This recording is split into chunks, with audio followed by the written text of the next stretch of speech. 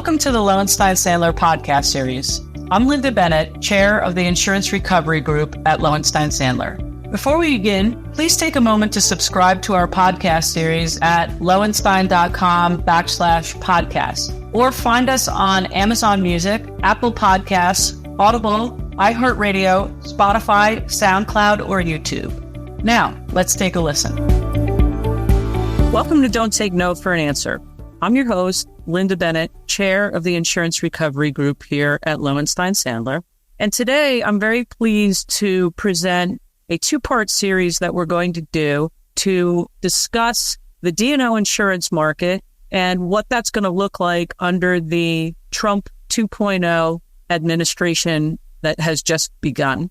We've all seen that there have been a series of executive orders that President Trump has issued. We've seen some volatility in the stock market, and we've also seen a flurry of lawsuits already challenging a number of the administration's stated initiatives and objectives. So I decided to put together an incredibly talented and diverse group of folks that are functioning in the D&O insurance market, as well as my partner who is well steeped in the regulatory environment that is somewhat up in the air in light of the administration change. So I'm very pleased today to welcome Matt Sabino and John McKenna, who are managing partners at ARC Excess and Surplus.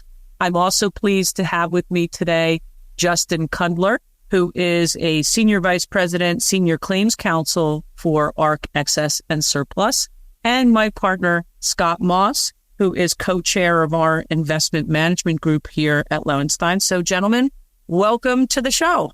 Thanks, Lynda. Thanks for having us. Yeah, thanks for having us, Lynda. Happy to do it, and I'm sure that our listeners are going to be incredibly impressed and well-informed after we take a look at both the risk side, what changes are coming down the pipe for policyholders in their risk profile, and then how D&O insurers are responding to that, both with respect to placement of policies and the ongoing claims activity in this space, which has been pretty active over the last couple of years. So I want to start by throwing out the question to our group of why do companies, and particularly fund managers, have a reason to be optimistic now that Trump has taken office? Scott, why don't you lead us off? Yeah, I'm happy to kick it off. So they have reason to be optimistic because the last 4 years saw a lot of new regulation, or at least new attempts at new regulation, some of which will return, some of which went final. But there's expected to be a lot less new regulation, and there'll likely be a change in priorities and enforcement. So how optimistic you are may depend upon exactly what kind of financial institution you are. And there's some probably lessons we could glean from Trump 1.0. So financial institutions that thought the Securities and Exchange Commission would go away, or the securities laws of the United States would go away, right. That didn't happen. And it's not likely to happen now. Right. There were still prosecutors. There was still enforcement. Most of the staff of the SEC stays the same, but the people at the top change. So priorities can change. Enforcement priorities especially can change. So they have reason to believe that the phrase rulemaking by enforcement won't happen as much, but enforcement will still happen, but probably in more egregious situations where it's more clear after guidance was issued that the advisor or the broker or the financial institution otherwise was doing something wrong or should have known they were doing something wrong. But it didn't go away in 2016 through 2020, and it probably won't totally go away now, but fund managers may not be as much of a focus. More gray areas may not be as much of a focus, and they may not be as many tack-on claims, where something was an obvious violation of law, and then the SEC tacked on a few other claims that were less obvious violations of law, but they could because they were going to settle the first claim. Yeah, we're really in a strange situation because Trump was in, then he was out, and now he's coming back in. Usually not what we see.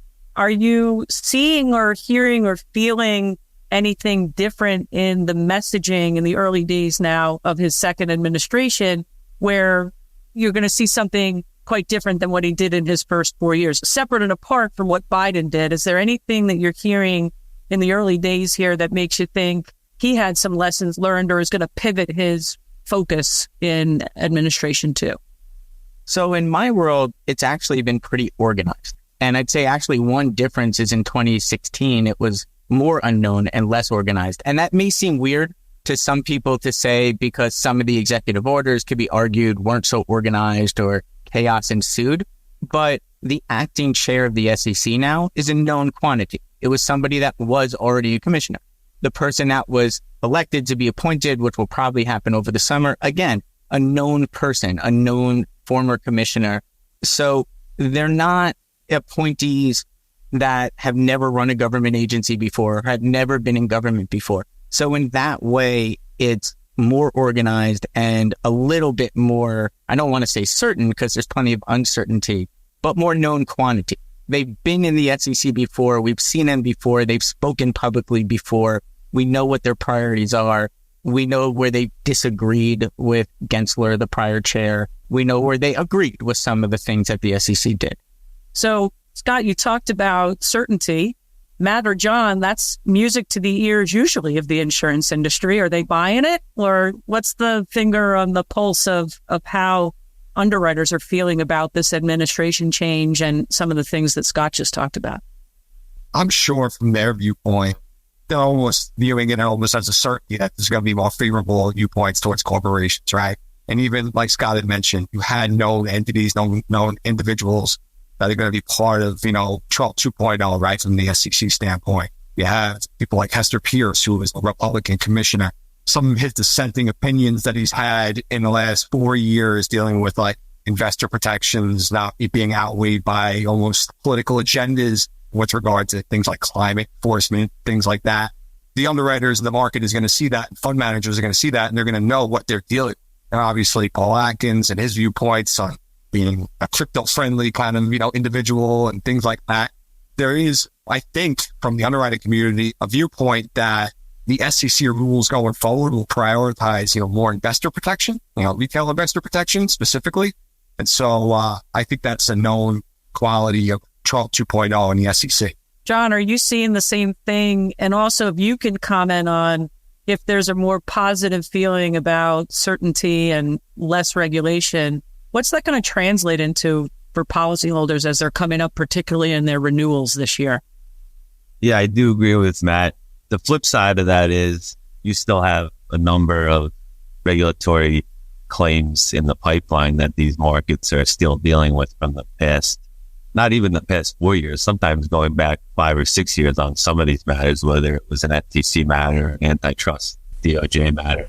And to Scott's earlier point to shifting of priorities, while the underwriters may not be as focused on, let's say, for example, an ESG type matter, I think there are other matters that they may be focused on now going forward. I think no matter who's in office, there's regulatory risk. I think part of that's the nature of our government, right? You have a lot of people who are being paid to ultimately protect the consumer, to Matt's point. But I think no matter who's in office or what the priorities are, it's something that the underwriters are going to be concerned about. Yeah, well said. I mean, one of the things I mentioned it before, it's a very odd dynamic to have Trump in, Biden in, Trump back in. And John, you mentioned ESG. We're also already seeing some early legal actions on DEI, right? So in some ways, companies are getting caught coming and going. Right? They implemented all of these policies to comply with what the Biden administration was putting out there, both on ESG and DEI. They scrambled to get all of those policies in place. And now Trump has come back in and potentially is going to have all kinds of legal actions being taken saying, why are you doing all these things? And so how are the underwriters thinking about just the flux nature of those very important risks that seem to be shifting with the sands? It does seem to be an interesting discussion, at least on the use of corporate assets towards some of these policies, doesn't it?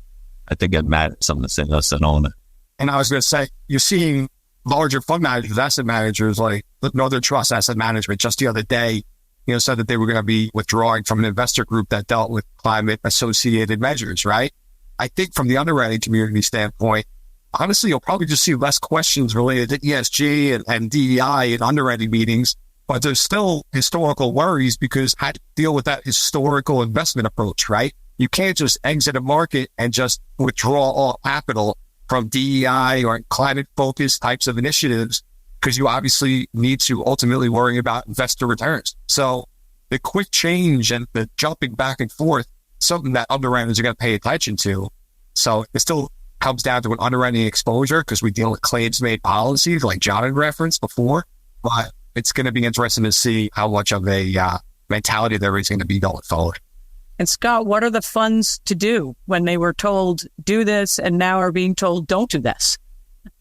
Adjust. It's an ever-changing world. So funds adjust. They adjust to market demand. They adjust to client and investor demands. They adjust to regulatory demands. So they adjust. And sometimes a great investment today is not a great investment tomorrow. So they change. They adjust. And so we've got just a couple of minutes left here on part one of our series. And I'd like to kick it back to John or Matt to talk about the thing that my clients care most about. With all of this less regulation coming in, am I going to see lower premiums and lower self-insured retentions and perhaps elimination of some of the sublimits that were starting to creep in on some of the regulatory specific risk exposures?